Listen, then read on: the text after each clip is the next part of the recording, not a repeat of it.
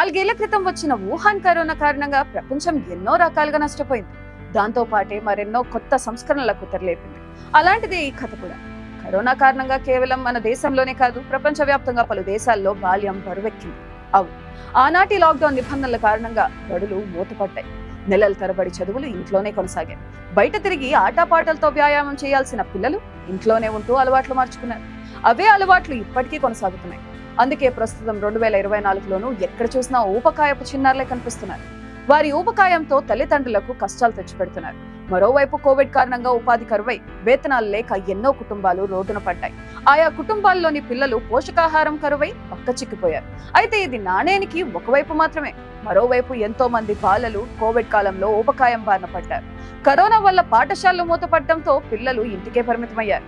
ఆ సమయంలో చిరుతిళ్లు ఎక్కువగా తినడం, టీవీలు, ఫోన్లకు అతుక్కుపోవడం, శారీరక శ్రమ లేకపోవడంతో అధిక బరువు సంతరించుకున్నారు. కోవిడ్-19 కారణంగా 2 ఏళ్ల పాటు పిల్లల్ని గదుల్లో బంధించినంత పనిచేశారు. ఇప్పుడంటే వారిని యథాపూర్వకంగా స్కూళ్లకు పంపిస్తున్నారు, కానీ అప్పట్లో వారిని కట్టడి చేయడం కోసం అనేక రకాలుగా ప్రయత్నించారు. మొబైల్ ఫోన్లు, వీడియో గేమ్లు, టీవీలు, సినిమాలు ఎరగా వేశారు. లాక్డౌన్ సమయంలో ఎవరికి వారు తమ ప్రాణాలను జాగ్రత్తగా కాపాడుకున్నారు. ఎందుకంటే అప్పటికి అది అత్యవసరం. ప్రాణాలు కాపాడుకుంటే చాలని అంతా అనుకున్నారు. అయితే అది కొన్ని నెలల పాటు కొనసాగడమే పిల్లలకు శాపంగా మారింది. 4 గోడల మధ్య వారు తమ ప్రపంచాన్ని చూసుకున్నారు. కదలకుండానే కాలం గడిపేశారు. కానీ అక్కడ వారిలో ఫిజికల్ యాక్టివిటీ దారుణంగా పడిపోయింది. ఆట పాటలు లేవు, వ్యాయామాలు లేవు. అసలు గతంలోలా ఎవ్వరూ పెద్దగా బయటకు వెళ్ళడానికి కూడా ఇష్టపడటం లేదు. కేవలం టైం ప్రకారం తినడం కారణంగా శరీరాలు అపారంగా పెరిగిపోయాయి. కానీ చైల్డ్హుడ్ ఒబెసిటీ కారణంగా హైపర్ టెన్షన్, డయాబెటిస్ లాంటి జాడ్యాలు ఉంటాయని తెలిసినా అప్పట్లో తప్పలేదు. ఆపై కొన్నాళ్ళు ఆన్లైన్ చదువులు కూడా వీటికి అదనంగా వచ్చేసాయి. ఇప్పుడు ఆ సమస్య లేకపోయినా స్కూళ్ళు అయితే తెరిచారు, కానీ పీటీ క్లాసులు మాత్రం ఇప్పటికీ చాలా స్కూళ్లలో కనిపించడం లేదు. దాంతో పిల్లల శరీరాల్లో మార్పులు స్పష్టంగా కనిపిస్తున్నాయి. అంతా ఓవర్ సైజుల్లో కనిపిస్తున్నారు. 5 ఏళ్లలోపు పిల్లల్లో ఈ సమస్య మరింత అధికంగా ఉందని జాతీయ కుటుంబ ఆరోగ్య సర్వే తెలిపింది. పిల్లల్లో స్థూలకాయ సమస్యను తొలి దశలోనే నివారించకపోతే భవిష్యత్తులో ఎన్నో దుష్ఫలితాలు తప్పవని అంటున్నారు నిపుణులు.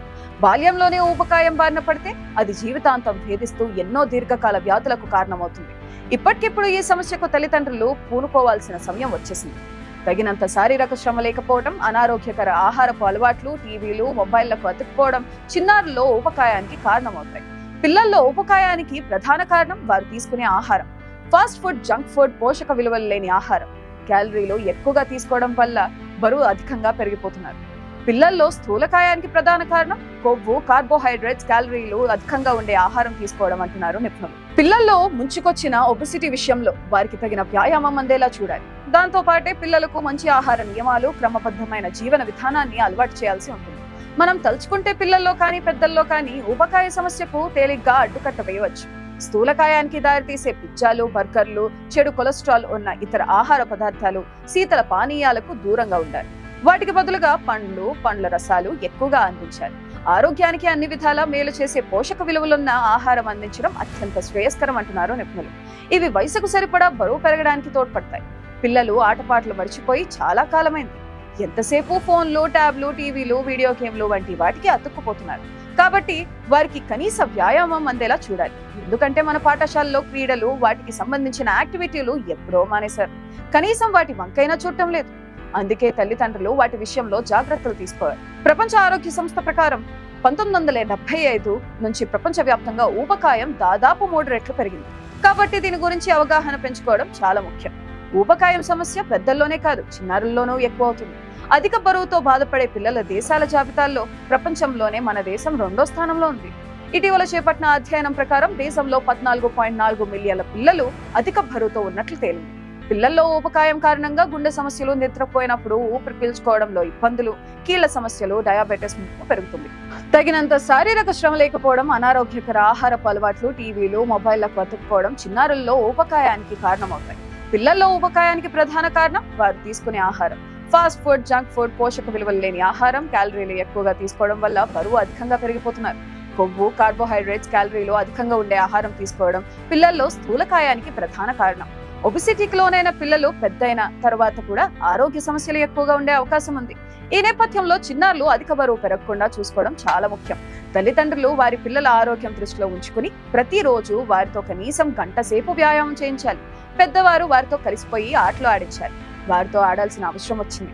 అవసరమైతే పాఠశాలలో ఆటలకు తప్పనిసరిగా కొంత సమయం కేటాయించాలని యాజమాన్యులపై ఒత్తిడి తేవాలి. పిల్లల్లో చదువుకు సంబంధించిన ఒత్తిడి కూడా ఊబకాయానికి ఒక కారణమని అంటున్నారు వైద్య నిపుణులు.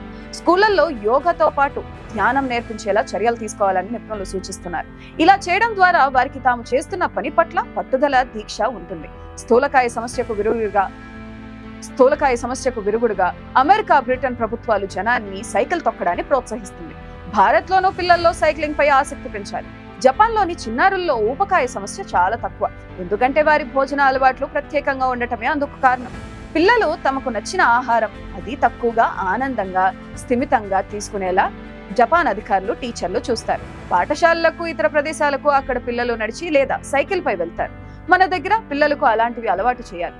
పిల్లల శారీరక, మానసిక ఉల్లాసానికి మేలిమి మార్గాలుగా నిలిచే ఆటపాటలు, వ్యాయామానికి తగిన ప్రాధాన్యం దక్కితేనే రేపటి తరాలు ఆరోగ్యంగా, దృఢంగా ఉంటాయి.